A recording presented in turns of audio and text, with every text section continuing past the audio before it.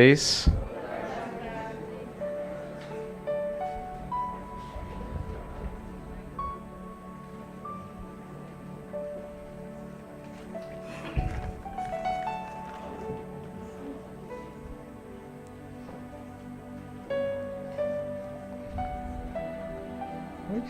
Esse negócio. Tô me acertando. Agora sim. Muito bem, vamos começar. Deixa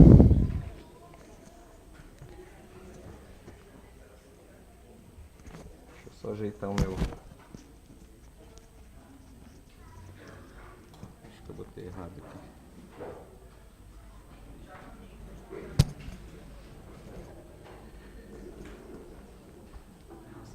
É assim?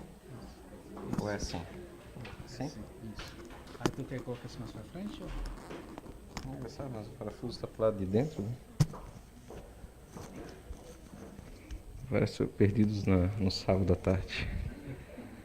Quem é mais antigo lembra, né? Perdidos na noite. Quer puxar mais pra fora? Não, tá bom assim. É que eu assopro muito no falar. Aí. Muito bem. Vamos lá. O que vocês viram no último encontro? Vocês lembram ainda, não? Tá, mas que vídeo? Ah, o Peixotinho. Aí terminou, então, materializações, certo? Beleza. Se não sabiam, terminou, tá? Acho que eu vou botar mais pra cá, não vou passar vídeo. Aí não fica na... Não, que tá minha cola aqui. Se eu precisar de apoio... Sei que fica feio, mas...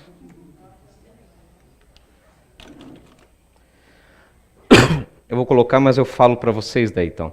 Hoje a gente vai... Bem, vamos só dar uma lembrada de uma coisa. O Kardec, com a publicação do Livro dos Médiuns, tá? Ele vai adentrar... O Livro dos Espíritos foi uma síntese, vamos dizer, de muitos assuntos que os espíritos responderam para ele. E com o Livro dos Médiuns, a sequência, ele adentrou no tema de mediunidade. É um livro fabuloso, assim, para vocês estudarem, tá? Não é um livro para você, que nem um Evangelho segundo o Espiritismo, todo mundo tem na beira da cama, que abre a esmo, né, para ler. É um livro sequencial, você tem que pegar do início e ir até os finalmentes dele. Mas é um livro que tem muita informação. Então, a aula de hoje tem muito embasamento do Livro dos Médiuns, tá? A mediunidade, para estudo, o Kardec ele separou, em grosso modo, em dois agrupamentos. São os de efeito físico, que é o que vocês viram até agora. São as materializações, os transportes, que é aquela parte dos objetos se moverem. A escrita direta, que é aquela de aparecer de repente uma folha em branco, textos. O que mais? A levitação, né? Ou seja, tudo aquilo que envolve, vou usar uma palavra, mas não é bem isso que eu queria dizer, mas entre aspas, uma agressão aos nossos sentidos, aos sentidos físicos, né? Algo que você vê, é visível, uma manifestação de efeitos físicos, tá? O outro grupo na qual nós vamos adentrar hoje, pelo menos para dar uma pincelada geral para vocês, ele denominou de efeitos inteligentes, tá? Então nós temos os efeitos físicos e os efeitos inteligentes. O que seriam os efeitos inteligentes? São aqueles, um exemplo, assim. Você vê um carro descer a ladeira abaixo, para lá e para cá, indo, capotando. Você vê que ali há um efeito físico. O carro deve ter arrebentado o freio de mão e ladeira abaixo foi. Agora, quando você vê um outro carro vindo, ora acelerando, parando, fazendo a curva direitinho, você sabe que tem alguém no volante daquela, mesmo que o vidro seja um vidro totalmente escuro. Você sabe que há alguém direcionando aquele objeto, né? Então, a mediunidade de efeitos inteligentes são aquelas que se manifestam para a nossa inteligência. Nós percebemos que há alguém no comando, alguém na direção. O que são? É uma mensagem que chega através de um médium psicofônico, aquele que fala. É uma própria psicografia, ok? A própria vidência, a clarividência. Né? Em que sentido? Porque não tem a vidência, nós vamos ver, ela é diferente da materialização. A materialização, o espírito, ele, vamos dizer assim, solidifica aquele perispírito, ele condensa aquele perispírito e fica visível a todos, fica visível aos nossos olhos físicos. Porém, um espírito pode ser visto por algumas pessoas aqui que possuem vidência, e você que não tem não vai enxergá-lo. Ou seja, não é uma manifestação de efeito físico, que é percebível pelos nossos sentidos físicos. Né? Apesar de que muitas vezes o médium vidente ele acredita que está vendo com os olhos, tá? Os olhos que a terra há de comer. Né? Mas não é só uma ilusão, é uma impressão mental daquele médium vidente. Então, isso são os efeitos físicos. Claro que é uma separação, gente, a fim de estudo. É difícil delimitar onde começa um e termina o outro. Por exemplo, uma escrita direta, aquela que a folha está em branco, quando tu abre ela está escrita. Tem um texto aqui, tem um efeito inteligente, mas também tem um efeito físico junto disso. Então eles caminham lado a lado muitas vezes. Mas, a grosso modo, quando a gente fala, separa as mediunidades físico e inteligente, se aquela manifestação mediúnica tiver algum grau de efeito físico que é acessível a qualquer dos nossos sentidos físicos, ele vai ser jogado aqui, como um efeito físico propriamente dito, mesmo que haja uma mensagem junto dele. Enquanto os efeitos inteligentes ficam desse outro lado. Essa separação do Kardec, ela é tão aguçada, foi 1855 que ele começou a estudar, em 57 ele publicou, ele continuou obviamente a estudar até 1869, mas foi tão bem acertado que mesmo depois do desencarne dele, muitos pesquisadores, mesmo não espíritas, continuaram a usar essa separação. Charles Richer, que é o pai da metapsíquica, que estudou muito as manifestações espíritas, também separou nesse mesmo agrupamento, só que ele deu uns nomezinhos diferentes. O físico ele chamou de efeitos objetivos, né? Objetivos, diretos, enquanto o inteligente chamou de subjetivo, efeitos subjetivos. Ou seja, que você não vê com os teus olhos, vamos dizer a grosso modo, você não vê com os olhos, mas você raciocina e percebe que ali há uma manifestação de um espírito, ou de alguma inteligência, no caso. E ainda continua, a própria parapsicologia, ela vai usar também uns termos, a partir lá do Joseph Heine, aqui uns termos em letras gregas, com uma definição do psique, né, do psiquismo, psicapa, e aqui nos efeitos inteligentes de psi-gama. Ou seja, várias palavras para as mesmas coisas. Tudo coerentemente lá atrás com Kardec. Então, só para vocês terem uma pincelada, uma ideia da capacidade intelectual, a capacidade visionária do Allan Kardec. Ele fez essa separação para estudo e talvez as pessoas nem tenham tido, não sei, acesso ao livro dos médiuns de Kardec.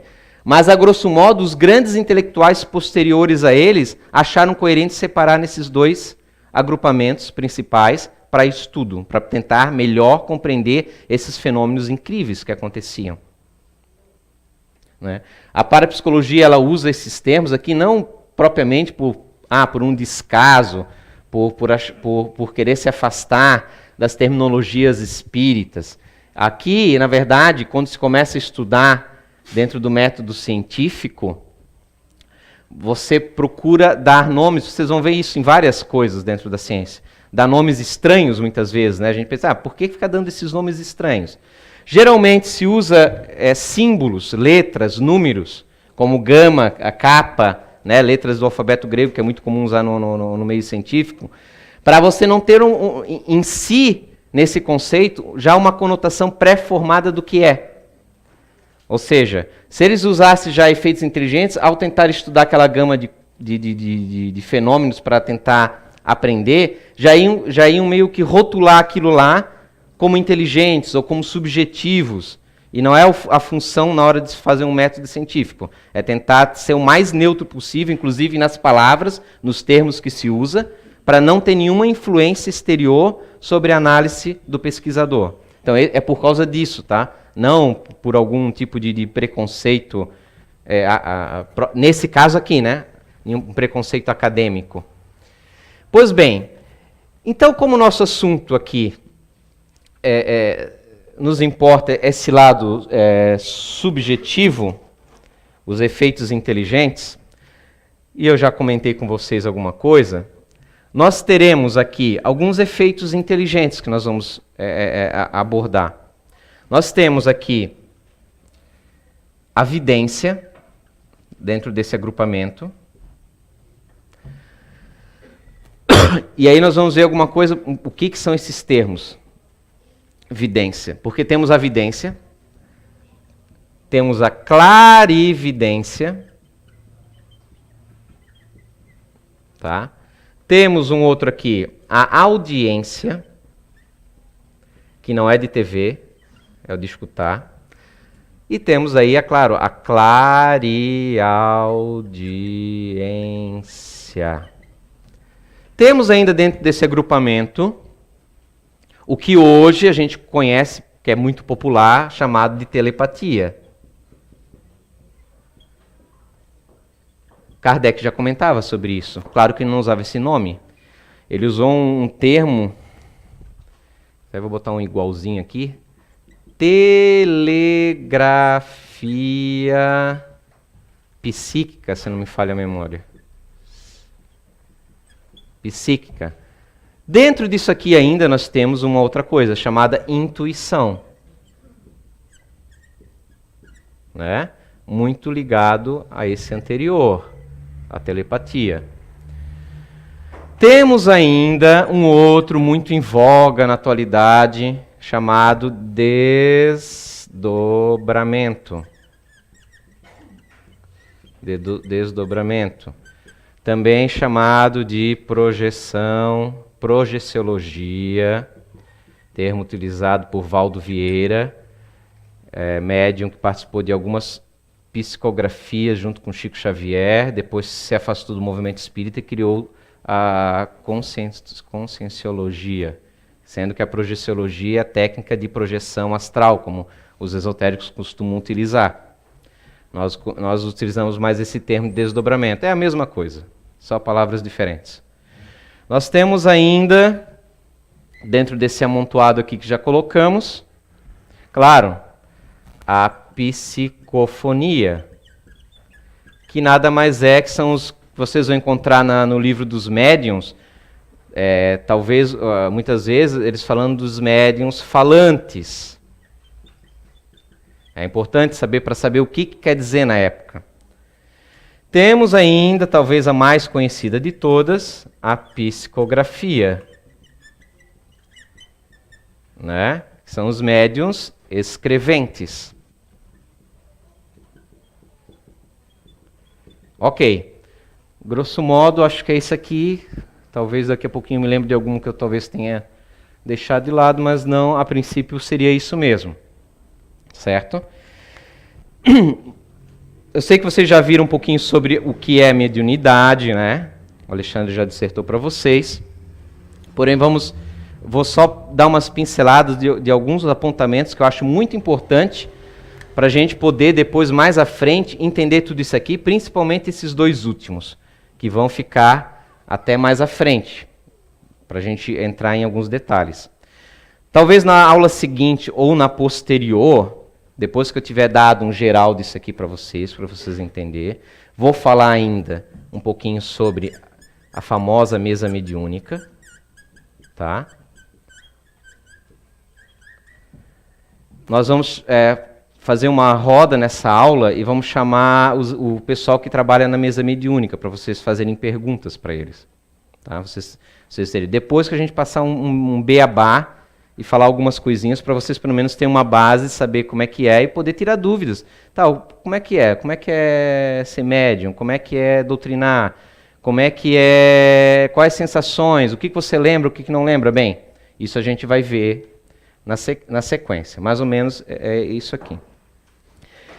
Quando o professor Herculano Pires, que é lá da década de 60, 70, ele faleceu mais ou menos no final da década de 70, escreveu numerosas obras, era um filósofo, né? E particularmente, sim, nem todos os livros, não é que eu não gostasse, mas é um vocabulário bastante, vamos dizer, arcaico, talvez me falta a palavra, mas é um vocabulário muito rico, em termos filosóficos, às vezes a gente não consegue acompanhar, mas ele tem alguns livros mais acessíveis, que ele trabalhou em termos de popularização, e ele usa um termo que eu gosto muito, que é mediunidade, tá? Mediunidade estática e mediunidade dinâmica. Eu gosto muito desses termos que eu acho mais prático de entender. Kardec nos fala lá no Livro dos Médiuns, em 2 tipos de mediunidade. Todos somos médiuns, todos temos mediunidade, por quê? Todos somos influenciáveis pelos espíritos. Ai, e agora? Né? Não, mas espírito é um termo muito abrangente, não é verdade? Todos nós, em várias culturas, em tempos remotos, se fala dos famosos guias espirituais, anjos da guarda, protetores de familiares, e assim vai. Ou seja, todos nós, em algum momento, nós temos influenciações, ideias que nos surgem à mente do nada, que não estávamos pensando sobre aquilo, que horas ideias criativas, horas são sensações, nem sempre precisam ser exatamente conceitos, ideias prontas, podem ser emoções, sensações que nos impedem ou nos protegem de sofrer algum revés na vida. Ah, não vou por aquele caminho, não sei, alguma coisa, não está legal. Todos nós temos esse tipo de mediunidade, que é o que o nosso amigo Herculano Pires fala de mediunidade estática, que está parada dentro de nós. Em que sentido? Parado, talvez não seja muito legal de se entender, mas que não é aquela mediunidade caricata que a gente costuma ver, não é um Chico Xavier, não é um Zé Araújo, não é, você não abaixa a cabeça e começa a psicografar, começa a se apaga e a sua avó falou através da tua boca. Não é uma mediunidade que está ali latente, ou talvez não tão intensa, limitada. Limitada ao quê? Ao primeiro termo que a gente vai ter que pegar aqui, a chamada intuição. Todos temos intuição. Todos temos essa intuição que está muito atrelada a esse conceito de telepatia. Todos em algum momento, estava andando na rua, esbarrou com um amigo, cara, acabei de pensar em você, telefone toca, oh, que interessante. Quem bateu uma coisa, uma vontade de te ligar, poxa, coincidência, estou passando uma situação difícil, você ligar assim. Eu sonhei. O sonho é um meio de comunicação mediúnica quase acessível a todos nós. Todos nós, em algum momento, e não pode se descartar o imaginativo, tá? Nós vamos já falar um pouquinho sobre isso. Seja meio imaginativo, mas é aquele sonho real. Eu sonhei com a avó, já está desencarnada, com o amigo, com fulano de tal, que eu nem lembrava, fazia muito tempo, e do nada sonhei com ele. Todos nós temos essa mediunidade estática. Todos nós temos. E aí qual é o grande problema dessa mediunidade? Para que seja uma coisa para vocês mais palpável, que não fuja da realidade, eu preciso já falar um pouquinho dessa questão da imaginação. Deixa eu até anotar aqui. Tá. Quando eu falo em imaginação, de forma alguma, veja só, não estou aqui atrelando o conceito agora que eu quero usar de imaginação com o conceito de fraude, tá? São coisas diferentes. A fraude é o que vocês leem quando leem o livro espírita, quando leem... Tem até confusão no meio de próprios espíritas quanto a isso. É o chamado a mistificação. Mas ainda há de se ter cuidado com esse termo mistificação. Porque você pode ter um espírito mistificador, ou seja, um espírito que está querendo se passar por um outro para enganar. Com isso não quer dizer que o médium seja também mistificador. Não tem nada a ver. Né? O carteiro muitas vezes tem boa índole, mas infelizmente naquele momento, por algumas circunstâncias, ele está trazendo uma carta de uns, como é que se diz? 7-1, né? De alguém que quer passar a perna em você. Tá? Então, estelionatário. A mistificação ela é quase um sinônimo ali para fraude. Ou seja, alguém que está querendo enganar conscientemente. Pode ser um espírito mistificador. Pode ser um médium mistificador. Que ele quer enganar. Ele, por algum motivo, ele quer, talvez, por dinheiro, por fama, por carência. Ele, não necessariamente, muitas vezes, o médium mistificador seja uma pessoa de má índole. Pode ser uma pessoa emocionalmente instável, está em desequilíbrio naquele momento. Quem é que nunca cometeu seus deslizes, né? Em momentos de fragilidade, fazer coisa errada, falar uma coisa que não queria falar, ofendeu e não dá para voltar atrás. O médium mistificador muitas vezes pode estar em desequilíbrio.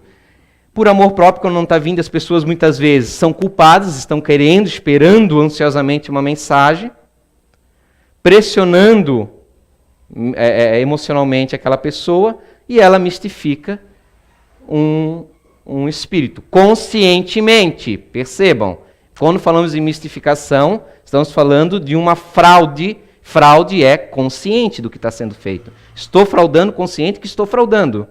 Estou errando, ok? Porém, o termo imaginação que eu quero usar aqui, ele não está vinculado à questão da mistificação, tá? Por quê? Por exemplo, hoje, com toda a pesquisa que já se tem, quando você, por exemplo, testemunhou um crime ou uma contravenção qualquer, não precisa ser exatamente um crime, pode ser qualquer contravenção, e você virou testemunha daquela situação. Quando passa algum tempo, ou mesmo se vocês quiserem pegar para uma coisa mais prática, tentem lembrar de um aniversário de criança, de vocês quando eram crianças, que vocês têm alguma lembrança. Tenta lembrar de mais detalhes, além do que vocês já lembram. Vocês ficarem ali forçando, talvez vocês comecem a narrar algumas coisas. Se tiver a oportunidade na época de ter fotos, você pegar as fotos, você vai olhar que muitas vezes a sua lembrança não bate com a foto da época. O que acontece? A imaginação ela fez trabalho aqui. Como a memória tem lacunas, na maioria de nós, a mente, quando a gente procura preencher aqueles espaços em brancos, a mente acaba usando a imaginação e preenchendo essas cenas faltantes, nem sempre condizentes com a realidade que foi. Mas nós acreditamos piamente que assim o foi. Se tivermos a sorte de ter um filme dessa lembrança e formos ver, nós vamos dizer, não, é verdade, aquele casaco não era amarelo, era aquele casaco verde que eu usava, que eu gostava. Mas até então você vai bater com o pé junto que era amarelo. Então, muitas vezes, pessoas acabam sendo acusadas de situações na área criminal, indo até para a cadeia, através de memórias falsas. Por isso que hoje procura-se o quê? Ter mais de uma testemunha e não permitir que as testemunhas estejam juntas, conversem entre si. Porque tende o quê? Não é porque os testemunhos vão fazer de sacanagem. Mas se você começar a falar muito vivamente, que foi assim, não era assim, não era assim, tu vai ficar na dúvida e automaticamente você não vai querer, você não vai fazer por vontade própria, não vai fazer conscientemente, mas aquelas informações que você não, talvez nem estava na sua memória, começam a fazer parte do que você realmente acha que aconteceu. Se nossa memória já é assim, tão forte de preencher essas lacunas com coisas falsas, né? Ou inverossímeis, né? Vai ter uma influência muito grande na psicofonia e em psicografias. Então as pessoas costumam o quê? Querer uma mensagem 100% fidedigna de informações. Só que, apesar de a gente costumar usar popularmente, o médium é uma caneta, é um lápis, não é bem assim. O médium, a mensagem passa pelo psiquismo do médium. Se você pega você e outra pessoa, e mais uma terceira de uma cultura muito diversa, e vocês vão para um passeio de uma semana ao longo de vários lugares, e depois pedir para fazer uma dissertação a respeito daquilo, vocês vão ver pontos de vista extremamente diferentes. Vocês estão estudando isso já, né? Quais são os 3 pontos básicos de divisão para a compreensão disso? Emocional, racional. Pois é, só ali já tem uma diferenciação enorme. Os mesmos locais, a mesma trilha de experiência, de visitação, vai fazer uma dissertação, terá... aquilo vai chamar a atenção do fulano, mas não do ciclano. Aquilo outro, só um vai perceber, só um vai se interessar por aquilo. Não vai entrar na seleção de memórias dos outros 2. E mesmo um ponto em comum que chama a atenção dos 3, ainda assim vai ter divergência. A famosa fábula do elefante e dos 3 cegos, né? Apalpando cada um uma parte, achava que o elefante era uma coisa, era outra e era outra. Isso é muito comum. Isso é uma realidade. É só vocês começarem a perceber. Pararem, perceber através de vocês mesmos. Isso é real. Então, primeiro, se entre nós a memória ela não é 100% fidedigna ou verossímil, e o que nós vemos não é exatamente o que nós guardamos na memória, mas sim o que nós interpretamos do que estamos vendo. É diferente. Nós não guardamos uma fotografia, nós guardamos o que nós interpretamos do que estamos vendo. É diferente também?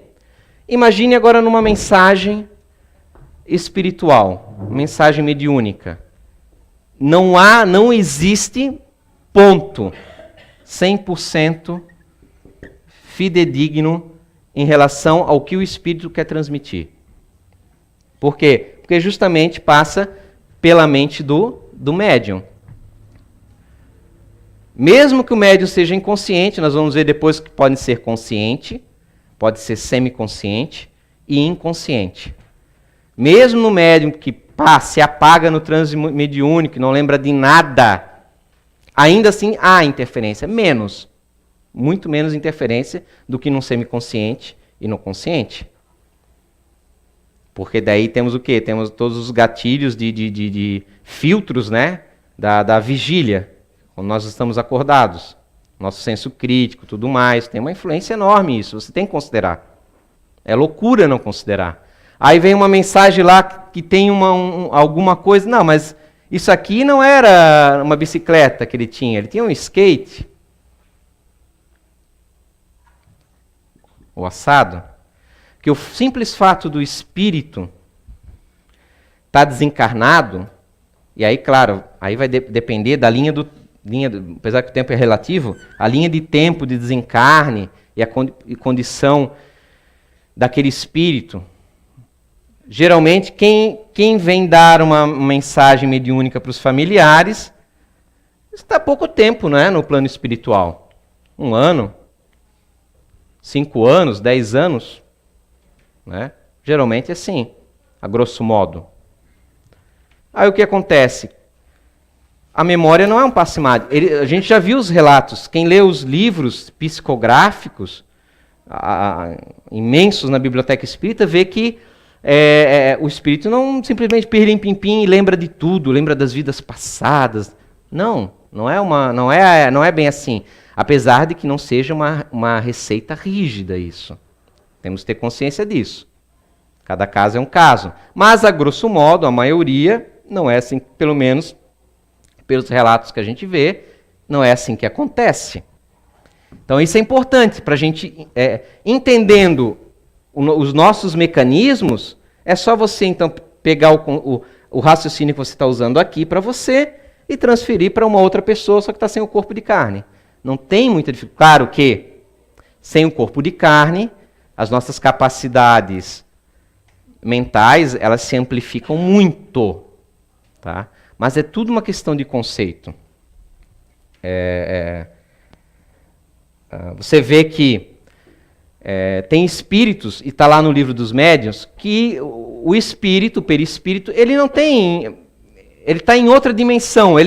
Para ele não há obstáculos, não há paredes, não há janelas, não há portas que lhe impeçam. Está lá no livro dos médiuns. Mas, sempre tem um mas... Porque se não tiver, se a gente tira o mas fora, a gente fica rígido na hora de tentar entender as coisas. Sabemos que, novamente, através de literaturas variadas, que há espíritos que não conseguem atravessar uma parede. Que uma porta fechada é um obstáculo real para ele.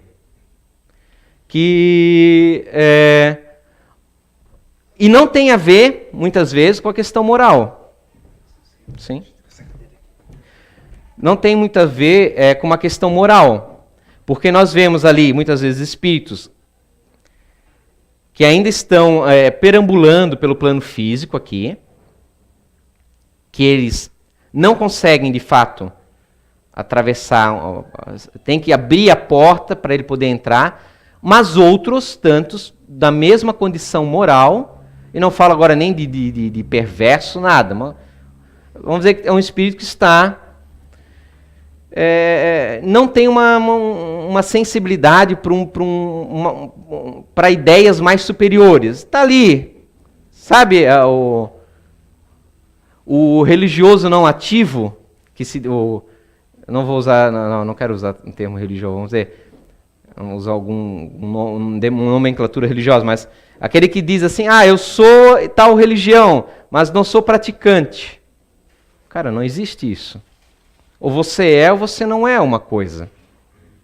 Mas é mais ou menos, isso denota o quê? Que a pessoa está ali por uma convenção, por ter nascido naquele meio, uma convenção social, por cultural, vindo de família. Mas para ela aquilo isso não interessa. Se existe ou não existe vida após a morte, tem pessoas assim. Não quer dizer com isso que sejam pessoas moralmente... Conheço muitas pessoas boníssimas, mas que para elas...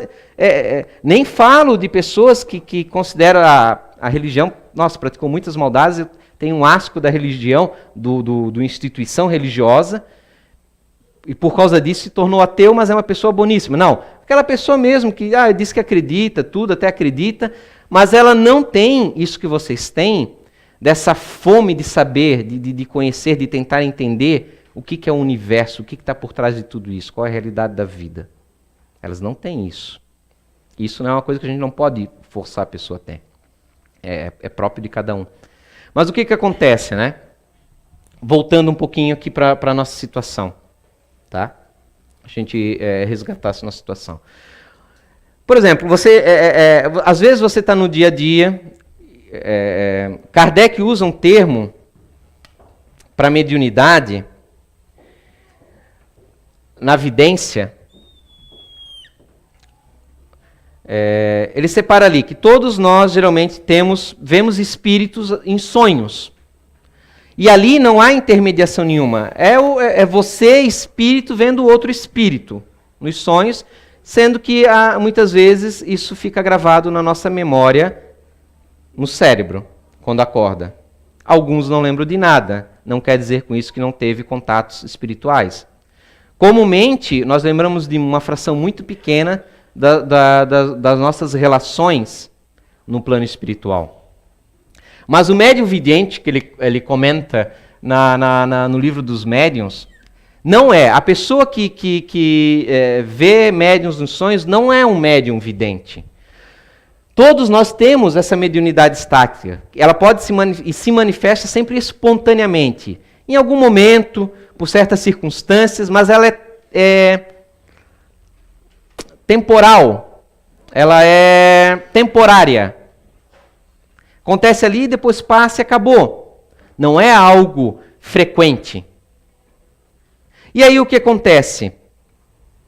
Essa pessoa, numa dessas situações, tem uma crise. Ele usa o termo crise. Mas crise ali, nos tempos atuais, nos dá uma ideia de algo pernicioso, algo ruim. A palavra crise que ele usa ali é o mesmo que transe, tá? Só que ainda assim nós temos uma conceituação errada do termo transe. Nós temos transe, não propriamente mediúnico, mas temos transes de consciência ao longo do nosso dia frequentemente. Quer ver um exemplo? Vamos lá. Peguem aí o filme ou o seriado que vocês mais gostam. Vocês estão vidrados nele. E aí entra, de repente, o companheiro ou a companheira em casa. Caramba, você não escutou eu chamar você aí meia hora? Não, você chamou? Sério, eu não escutei. Como não, meu Deus, até o vizinho escutou. Você está num transe naquele momento. A tua atenção está focada naquilo que você está observando tão forte que a tua mente filtra todo o resto que te atrapalha. E você entra numa relação entre o que você está observando e a tua mente ali. Isso é um transe? Nós temos isso, todos nós temos ao longo do nosso dia. Pode ser um filme, pode ser uma atividade, alguma coisa que você está fazendo, qualquer coisa que envolva mais, que você goste, que você esteja numa profunda atenção sobre aquilo e que você acaba ignorando os detalhes que estão à sua volta. Isso é muito estudado e isso é a base de uma coisa que vocês conhecem muito, que é muito falada, a hipnose.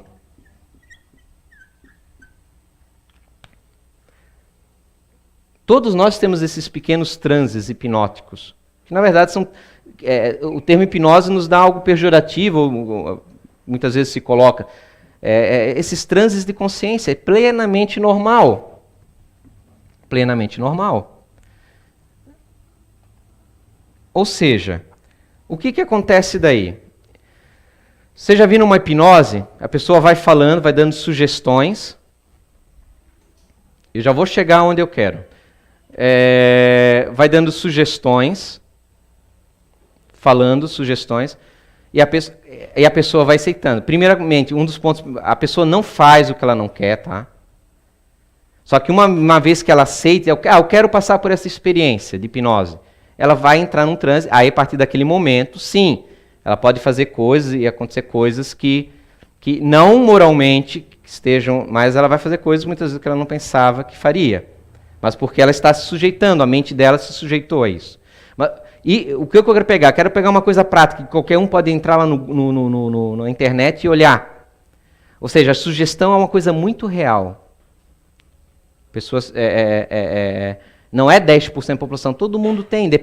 Independe se acredita ou não acredita. A partir do momento que se permite entrar num transe hipnótico, ela vai entrar. Se ela se permitir. Não é que nem aquela pessoa que diz, você quer participar dessa experiência? Quero. Aí foi. Não está dando certo aí com você. Ai, graças a Deus. Ou seja, não queria, na verdade. Ela está bloqueando. Mas o que eu quero colocar? Eu quero colocar aqui para vocês que é muito real essa questão da sugestão. Você vai falando na hipnose, se faz tratamento disso, gente. Se usa para tratamento de várias coisas. Pouco até. Inclusive aqui na casa, espíritos mesmo, até o Zé Araújo já usaram isso em determinadas circunstâncias. Tem os casos específicos para esse tipo de situação. Ou seja, isso é uma realidade. Agora imaginem vocês, Vocês estão em casa, vocês não estão escutando alguém sugestionar direto para vocês. Na hipnose você fica falando direto, aquilo, até que a pessoa entre naquele transe, que nada mais é que aquela coisa de estar vidrado na TV ali, no filme. Ela entra naquele transe, naquela concentração intensa. Agora imagine que alguém está falando, mas você não escuta com os ouvidos aqui. Porque é um espírito. Aquela sugestão tem uma força muito grande, porque imagine um espírito ficar 24 horas jogando uma imagem, uma ideia, porque a telepatia, ela não é só aquela coisa que a gente vê em desenhos, em filmes, em animações, que a pessoa pensa numa ideia. Não, ela é mais forte na questão das emoções. Existe dois, aliás, médiums russos, que eles fizeram umas experiências. Não sei se chegaram a passar para vocês, acho que não, porque a gente não tinha entrado no tema. Foi no ano passado, talvez. Enquanto um ficava num determinado andar de um prédio, o outro ficava bem abaixo. Vocês viram esse, né? Lembram? E o que foi o mais forte? Não é só a imagem do objeto, mas a sensação. Frio, calor, angústia. Em determinado momento, os pesquisadores mandaram um dos médiuns, que era o ativo, se concentrar que agora ele está perdendo o ar, ele está sendo estrangulado, e realmente, eles tinham eletrodos, aquele outro médium que recebia as influências, que se abriu para a sugestão mental, começou a sentir, começou a ter arritmias, começou a ter todas as características físicas de um estrangulamento. Ou seja, a telepatia, ela realmente, claro que não é uma coisa... nós estamos falando de duas pessoas que são realmente médiums dinâmicos, ostensivos, são médiums de fato, uma sensibilidade aguçada, com um ligamento energético entre eles, trabalhado. Mas é real, é uma coisa que acontece. Julian Horowitz, lá atrás, no século XIX, quando começou a estudar sugestão mental, que começou pelo magnetismo, pela hipnose, né? Ele começou lá pela hipnose com a sua paciente, que tinha problemas de melancolia, de tentativas de suicídio. Quando ele estava saindo, que ele sentiu uma intuição, espera um pouco, olhou para cima no andar dela, viu as janelas se abrirem, e a mulher ir à beira da janela, e ele sentiu que ela iria pular da janela.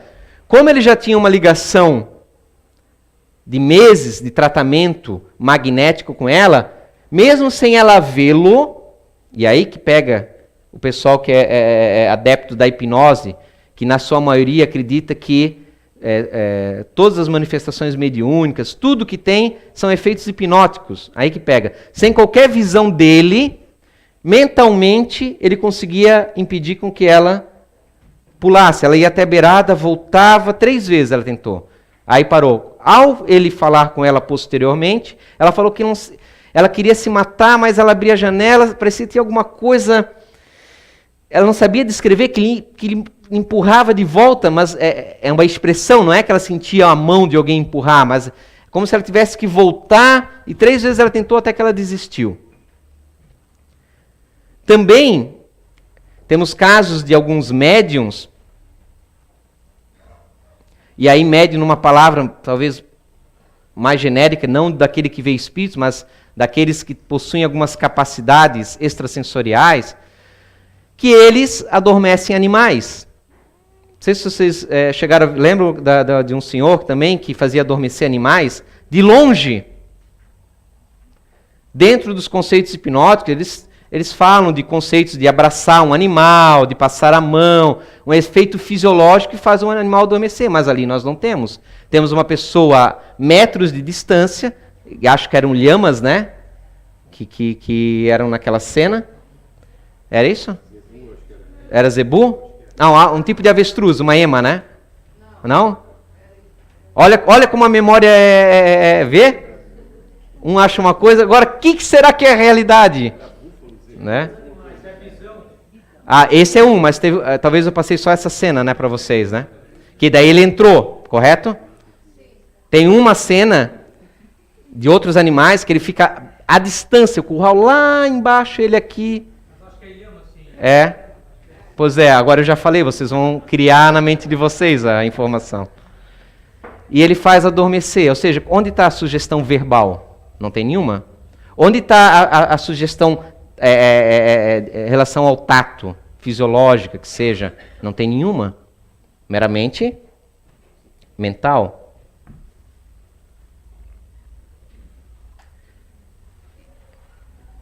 Telepatia, Joseph Heine fez uma pesquisa na década ali de 30, por ali, ele e a esposa, Louise Heine, enorme, matematicamente, através de estatísticas, da realidade da telepatia, da transmissão de pensamentos.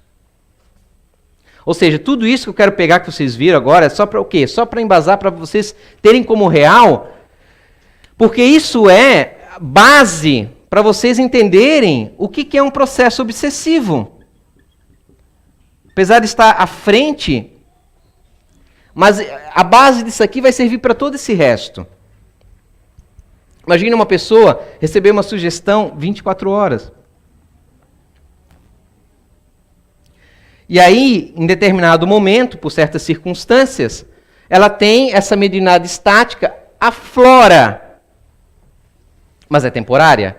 Mas o que acontece? Seja ali uma manifestação de uma materialização, seja ela entrar num transe profundo e perder a consciência, e ali se manifestar aquele espírito em desequilíbrio, dizendo aos familiares que vou matar todos vocês.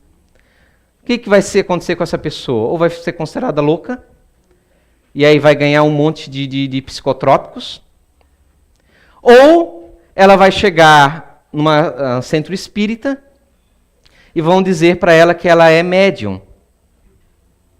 Realmente, ela é um médium estático. E que ela precisa trabalhar isso para resolver essa mediunidade dela. Mas não tem nada a ver com mediunidade, de fato. Tem a ver com uma influenciação de um espírito que deve ter os seus motivos, e é que cabe esse trabalho na mesa mediúnica, descobrir quais são os motivos que estão levando é uma vingança pessoal, é algum outro tipo de situação, o que está acontecendo, qual é a causa real. Mas não é o que acontece. A pessoa manifesta daí por causa dessa influenciação, mas antes da influenciação ela nunca foi médium. Ela nunca teve mediunidade. O que está gerando aqueles arroubos de fenômenos mediúnicos é aquele espírito que tem alguma ligação, muitas vezes, do passado, tem laços fortes com ele, com aquela pessoa que está sendo obsidiada, e ela tem esses arroubos, e se acha que aquilo é mediunidade, não é. A mediunidade dela é só temporária, se eliminou a causa, no caso, a pessoa que não está gostando dela, que está tentando prejudicá-la, acabou a mediunidade. A pessoa não é mais médium daí. Então não é mediunidade. São fenômenos mediúnicos que estão acontecendo naquele momento, por Y, por X, por Z, com aquela pessoa. E aí se corre o risco o quê? De pegar uma pessoa dessa que não é médium, e você tem que trabalhar, e pessoas incautas jogam numa mesa mediúnica. Mas a pessoa não veio para aquilo. Ela não sabe lidar com aquilo. E aquilo vai prejudicando ela mais ainda. Porque ele perturba a mente, ele perturba o psiquismo. A mediunidade, ela existe e vai evoluir, sem dúvida, acredito nisso. Mas ela tem o seu tempo em cada um. E de forma coletiva também. Ela existe por quê? Porque todos necessitamos de ter intuição. A intuição é um efeito da mediunidade que todos nós temos. É através da intuição que os guias espirituais conseguem nos aconselhar na vigília, durante o dia. Então, nosso objetivo maior, em termos coletivos, é melhorar a nossa intuição. Esse tipo de mediunidade. Para que nós... Como é que a gente melhora? Nos tornamos melhores pessoas, porque daí bons espíritos nos acompanham. E esses bons espíritos impedem, dentro do que é possível, dos espíritos em desequilíbrio, de sempre nos acompanhar.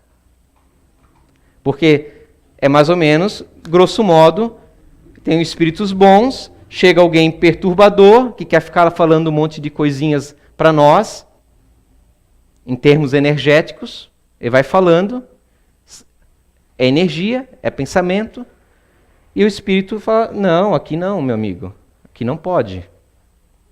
Ou eles deixam também, porque nós estamos aqui para aprender.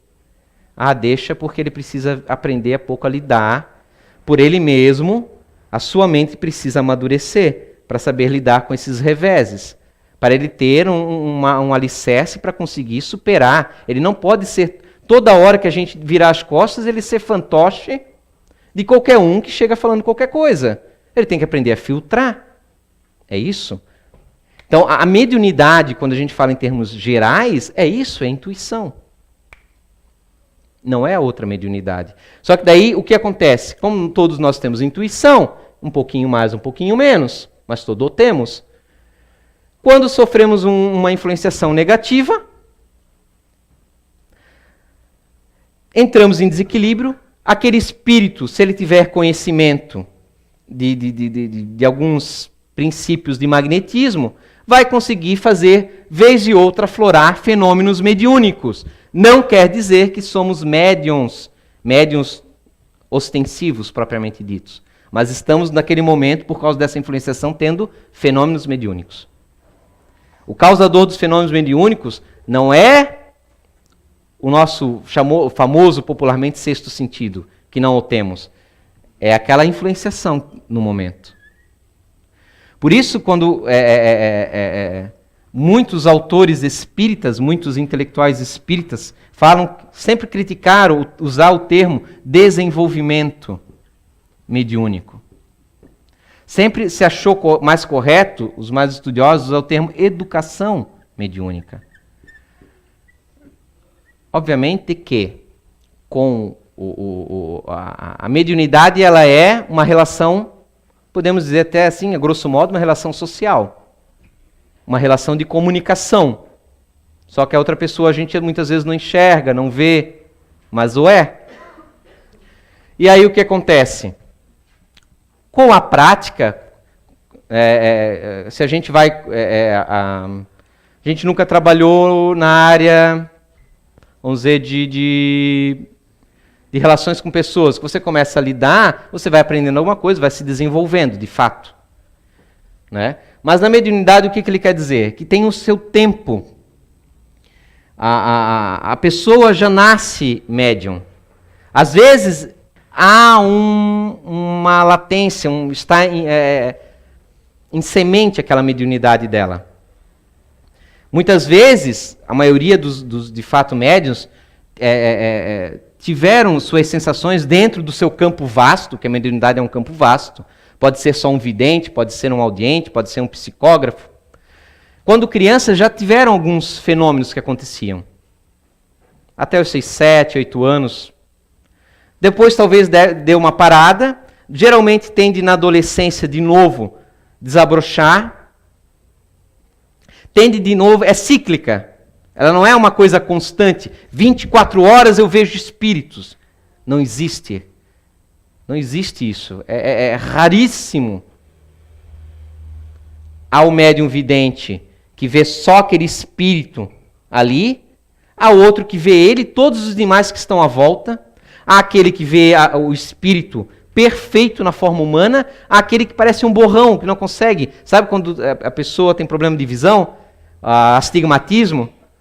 Tem o vidente astigmático. Ele vê borrão. Ou aquele outro que vê só um clarão, porque o espírito, não é que o espírito é um clarão, mas ele materializa um clarão, é um efeito que ele faz. A pessoa acha que aquilo é um clarão. O espírito se manifesta como ele acha por bem. Então, ela não desenvolve algo que não tem, mas ela sim vai aprender a educar aquele potencial dela. E muitas vezes o que acontece? Nós jogamos, no meio espírita, essas pessoas que não vieram para isso, vieram para alguma outra coisa fazer na sua vida, têm a sua mediunidade, tinham que passar de repente por essa situação de desequilíbrio, né, psíquico, através de uma obsessão, de fato, não é imaginativa da pessoa. Para quê? Porque de repente ela precisava chegar em algum lugar para ter um rumo diferente na vida dela. Só isso. Porque o espiritismo é muito mais do que meramente ver espíritos. É muito mais do que meramente fenômenos mediúnicos.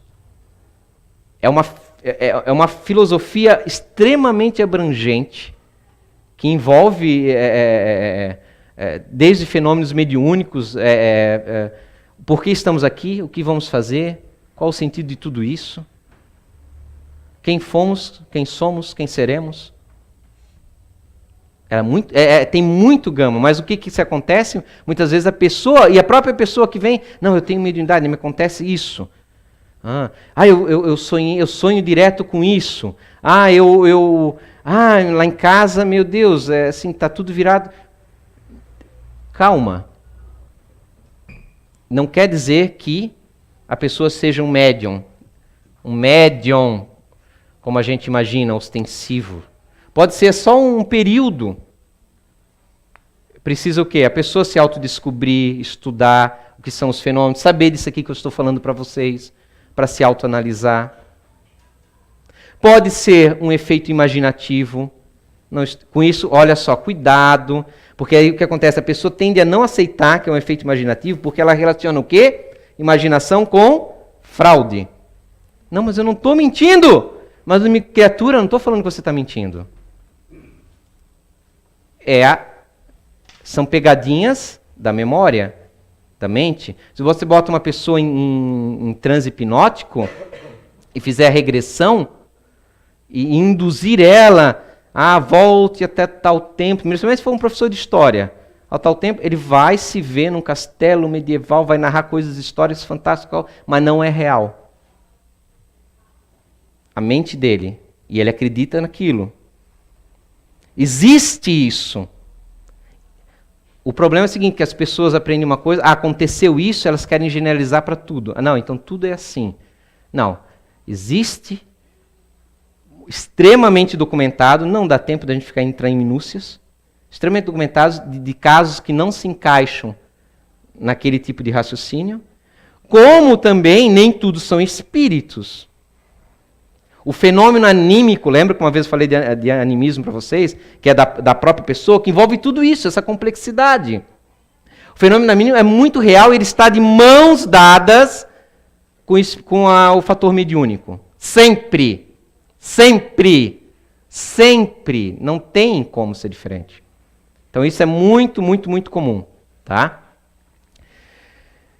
Então, eu queria muito que vocês pegassem, entendessem, gravassem esses casos. Isso aí é base, o quê? Para a gente poder entender sobre evidência, clarividência, audiência, que eu não vou conseguir mais entrar nesses casos aqui. Nós vamos ver na outra aula. Daí nós vamos dar uma pincelada em tudo isso aqui na outra aula, para a gente dar uma paradinha e aí chamar o pessoal para a gente fazer perguntas e respostas daí, tá? Cara, eu acabei numa hora certinho hoje. Olha, fantástico, tá? Querem perguntar, tirar alguma dúvida? 5 minutinhos sobre isso aqui? Microfone. Pode perguntar, tá? Eu tenho uma dúvida. Tu falou sobre as pessoas que ouvem vozes e são diagnosticadas muitas vezes como loucas. Certo. Todos os casos que elas ouvem são casos realmente de estar ouvindo ou pode ser loucura mesmo? Loucura é um termo muito pejorativo, tá? Pode ser o quê? Casos que a pessoa... Aí você tem que ver. Não é. É o que eu acabei de falar. Não, nem tudo é espírito. Pode ser um caso de hipnose espontânea. Aquilo que eu falei, eu estou na TV ali durante o dia, vendo a TV, e eu entro num transe hipnótico. Eu estou ali. De fato. A pessoa toca em mim e eu não percebo. Vocês já não viram o pessoal fazer, os hipnotistas fazer, você vai ficar com... Usam muito para fazer anestesia em alguns lugares, a hipnose. Mas é espontâneo em você está tão concentrado que não percebe. Então a tua imaginação pode correr solta, aí você vai ter que ver Está tomando algum remédio? Pode ser que o remédio, se você olhar lá na bula, tenha o quê? De contraindicação, alucinação. E você vai saber, se você sempre foi médium, natural, você já vai estar preparado para isso, a sua vivência já experimentou. Pode ser realmente uma influenciação, pode ser um fenômeno mediúnico naquele exato momento, mesmo que você nunca tenha tido. Pode acontecer. N fatores. Então, assim, o importante assim, é saber que não é nem 8, nem 800. Nem tudo é desequilíbrio psíquico, nem tudo é desequilíbrio espiritual. Tem uma gama enorme entre uma coisa e outra, assim, sabe? Tá? Então, a pessoa que dizer que é isso, todo caso é isso, todo caso é aquilo, caramba, já desconfia. Não é o que você está aprendendo aqui.